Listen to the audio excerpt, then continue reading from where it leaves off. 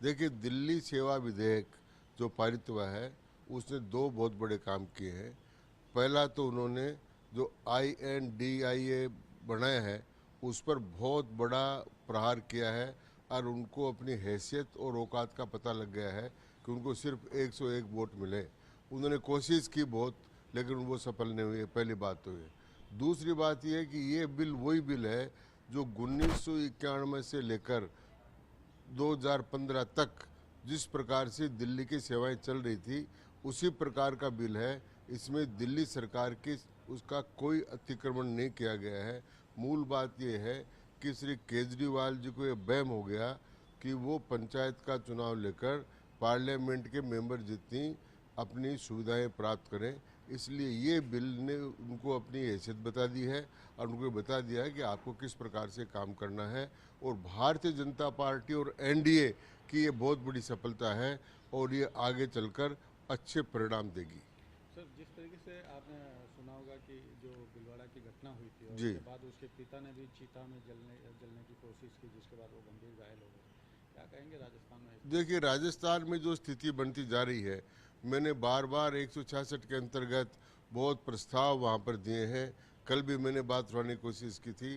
राजस्थान में कानून और व्यवस्था चरमरा गई है और अराजकता की स्थिति पैदा हो रही है। हर दिन जिस प्रकार से बलात्कार की घटनाएं घटित हो रही है और जिस प्रकार प्रशासन उनको संभाल नहीं पा रहा है। ये जो घटना हुई है भीलवाड़ा की, जिसमें लोगों ने रेप करके भट्टी में जिंदा जला दिया बच्ची को और फिर उसके टुकड़ों को ले जाकर तालाब में डाल दिया।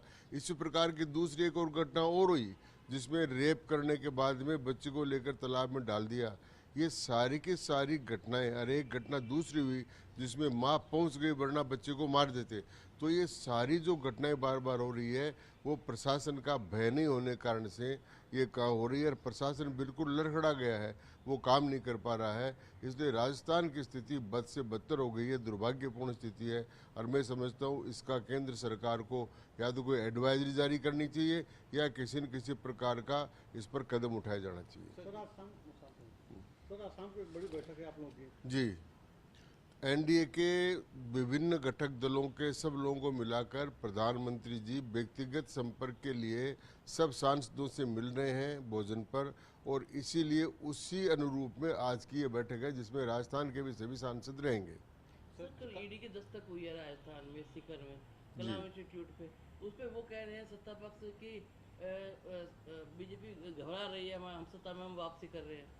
देखिए, कलाम इंस्टीट्यूट जो है सीकर में, उस पर सारे पेपर लीक के मामले में और RPSC की जो परीक्षाएं हुई थी उनके मामले में उन पर गंभीर आरोप हैं।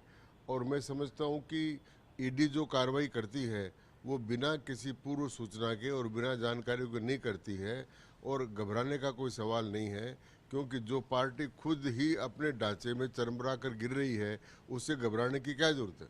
सर, एक आखिरी क्वेश्चन। हाँ कल आदिवासी दिवस है, जी, राहुल गांधी का उदयपुर में दौरा है। एक तरह से वो आदिवासी समाज को क्या अपने पक्ष में करने के लिए दौरे की शुरुआत वहाँ मानगढ़ धाम से करने जा रहे हैं। देखिए, कल आदि पर्व जो है उस पर्व के बारे में कभी भी कांग्रेस पार्टी ने सोचा नहीं था। बिरसा मुंडा के बारे में उन्होंने कभी कल्पना भी नहीं की थी। गोविंद गुरु के बारे में उन्होंने कभी कल्पना ही नहीं की। मानगढ़ धाम के बारे में उन्होंने कल्पना ही नहीं की। आज़ादी के आंदोलन में जितना बलिदान आदिवासियों ने किया है, 8,000 से ज़्यादा लोगों को अंग्रेज़ों ने घोड़े से बूंदा, 1400 लोगों को तो मानगढ़ धाम में जाओ कर जा रहे सोचा। इतने वर्ष तक वहाँ का राज रहा कांग्रेस का, और वही बागड़ और मेवाड़ के मुख्यमंत्री रहे। मोहनलाल जी सुखाड़िया से लेकर हरदेव जी जोशी से लेकर किसी ने भी मानगढ़ धाम के बारे में चिंतन नहीं किया।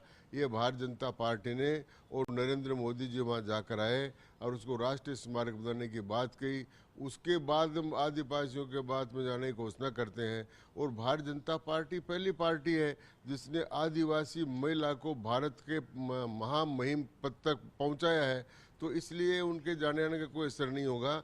और भारतीय जनता पार्टी आदिवासियों के पुनरुत्थान में बहुत तेजी से लगी हुई है। धन्यवाद।